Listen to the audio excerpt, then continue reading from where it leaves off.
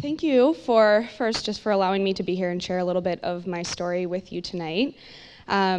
This is definitely an opportunity for me to be vulnerable and share the journey that I've been on in the past year and where it's led me to today. And I just thank you for the opportunity to do that and showing me grace throughout that process. So my entrepreneurial story starts with me as a kid. So this is me as a child. Very unfortunate looking, but I do not have it in me to stand up in front of a group of people and talk about my childhood and not show this picture. Indeed I am. And not a natural mullet. So as a kid, I'm sure like many of you in here, I was always the one that was trying to start businesses in my neighborhood, and I somehow managed to sucker my friends' parents into giving me money to let them play in my backyard for these neighborhood carnivals I would throw. I tried to start a business teaching the kids in the neighborhood how to swing on a swing set. Like I put up flyers around and got no customers.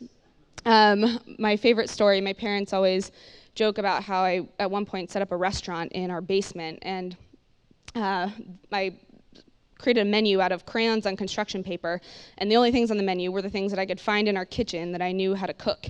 And I had one customer in the full life of this business, which I'm sure was no longer than 3 hours, and it was my older brother, and he apparently ordered a frozen burrito. So we kept it real classy in the Deye household.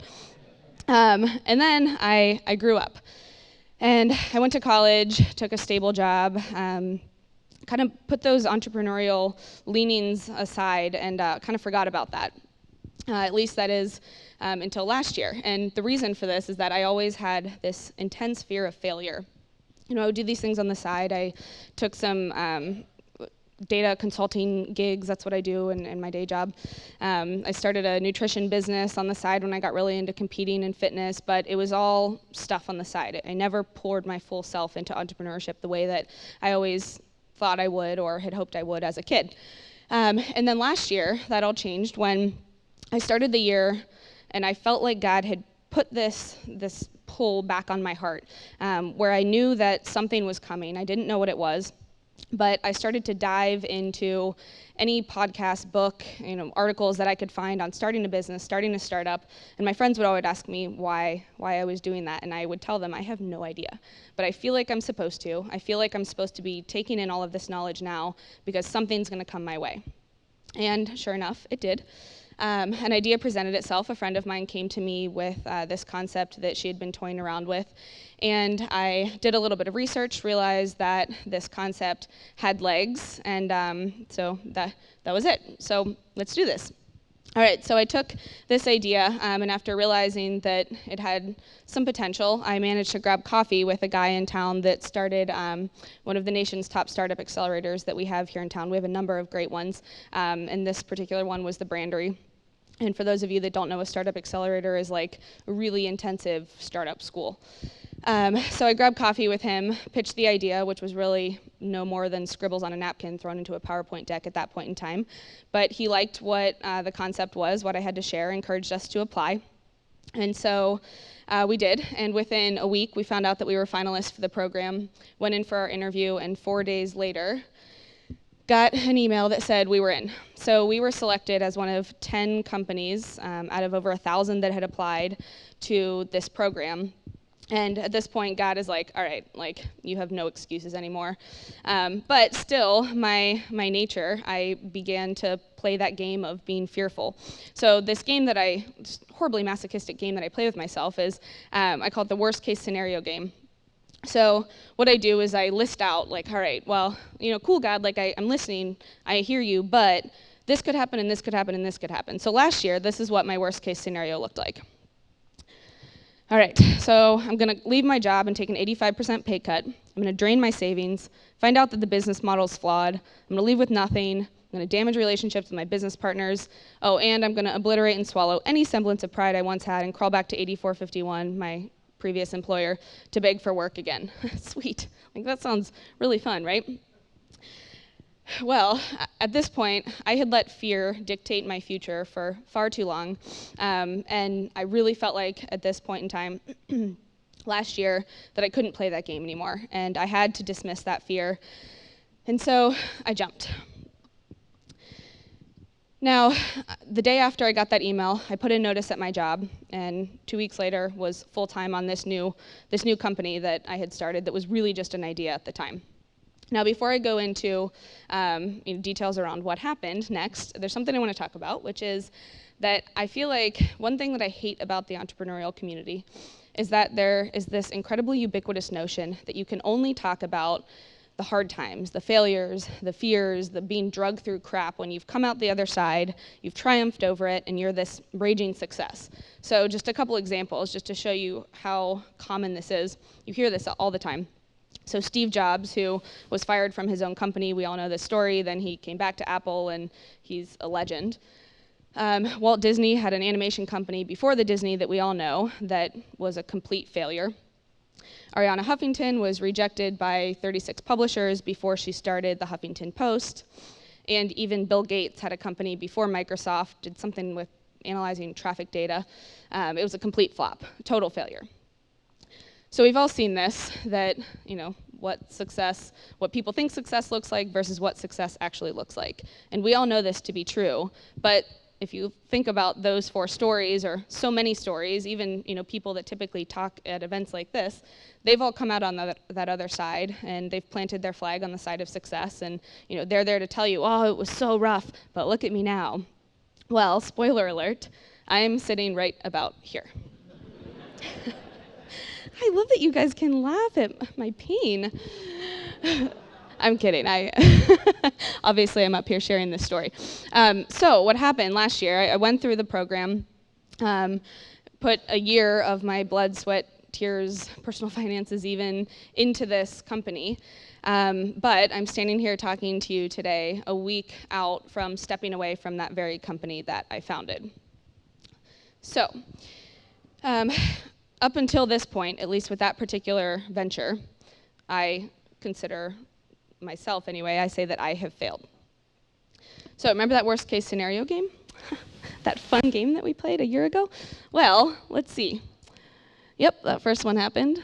Yep, and yep, that one too. And that one, and shocker, all of them. So, now, when I made the decision to step out into full-blown entrepreneurship a year ago, did I expect that this is where I would be? Of course not. And would it be really easy for me to be angry with God and frustrated and not understanding what this whole journey was about, and to think that that horrifying, scary, risky jump that I took a year ago was all for nothing? Yeah, and I'm not going to lie, it sucks. Being stuck in that squiggly is not fun.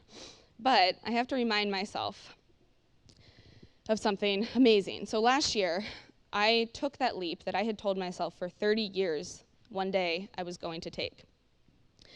I stepped out of my little comfortable bubble. I looked that fear of worst case scenario right in the face, and I decided to jump after it anyway. And I believe without a shadow of a doubt that God has prepared my heart for this exact moment of me sitting in this worst case scenario and poised and I don't know. It's horrifying to think of everything that I've been through and to look back at that and think that it was all for nothing. But the place that I'm at now, I believe, is exactly where I'm supposed to be. Now, if you put aside all of this melodramatic drama, and it's obviously I'm being a little bit dramatic here, but something that I think is so interesting about this is that this fear that I had last year, if I think about my worst case scenario, and I challenge all of you guys to think about your individual worst case scenarios, I would challenge you that for probably all of us in the room, our worst case scenario is better than 99% of people in this world's best case scenario. Because I'm coming off of this, and yeah, all of these things happened, and all of these check marks showed their faces, but I'm in this incredible place where I have a roof over my head, I have food on the table, I have a support system around me. I have proved to myself that I can take this leap, and above all else, I have an identity grounded in being the daughter of a father that loves me and has me exactly where I'm supposed to be in this moment. Thank you. So I want to end with something called the Fivefold Ministry that in my small group, and some of those ladies are here tonight, something in my small group that we've been talking about, and I'm not going to go into too many details on it, but it's based on Ephesians 4:11, and it's founded in this idea that each of us, all humans, have one of 5 core gifts that God has uniquely placed, given us, and that is how we're supposed to go through life in our way of advancing His kingdom. And there's a little quiz that you take, and when I took the quiz, I scored far and above the ministry of being an apostle is the one that I scored the highest in. And I share this because I think that this is relevant for all of us. So see if this sounds familiar to you. We are the apostles. We have big ideas, and we are not easily discouraged by obstacles that might make some give up. We are visionaries, we are pioneering, and we thrive when we are creating new things. We enjoy dreaming big dreams and making them happen. We are the explorers, we are the entrepreneurs, and we in this room are the apostles. Now, the thing that I love about that is that God designed us as a special group of people to be those visionaries on the front line taking those risks. Now, He never promised it's going to be easy, and I am obviously living proof of that. However, what that means is that gut feeling that you guys have always had, and of wanting to do something on your own, to start a business, whatever it is, that was placed there by God. And as such, we are uniquely designed to be those entrepreneurs, the visionaries, the creators. But before we do that, we have to first dismiss that fear of failure and dismiss that fear of worst case scenario, because God has plans for us that we can't and won't ever understand, but they are plans to do wonderful works in and through us. So first, dismiss that fear of failure, because obviously I'm sitting in it. I'm a subject matter expert on worst case scenario, and I'm doing great, and I'm poised and ready to take that next step. In fact, I have something else that I'm working on, and I'm ready to go after entrepreneurship yet again, because the second time around, it isn't as scary.